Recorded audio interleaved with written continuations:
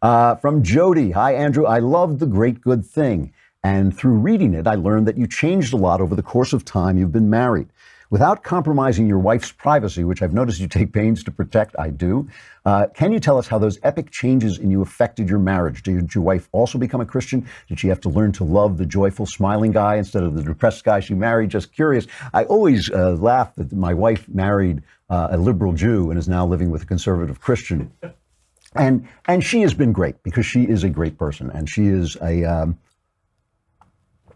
patient, flexible person. We don't agree about everything all the time, and that's not important to me. I'm always happy to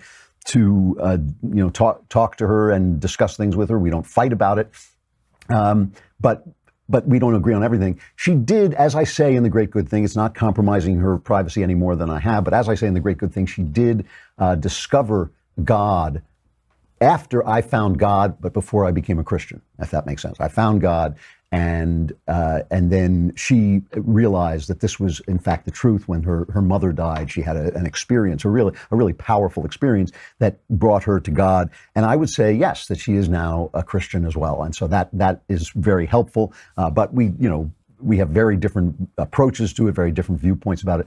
But she has been incredibly flexible, and I think it's part of the secret of our marriage that we allow each other to grow. I think it's a really important thing to do in a marriage, just speaking generally, that if you want exactly the guy or girl you married, then how does she or he become the person he or she is supposed to be? Obviously, if the changes had been that I became an alcoholic or something, that would be a lot different, but that I became joyful and religious and much more realized as a human being. If you love somebody, that's a good thing. That's a positive thing.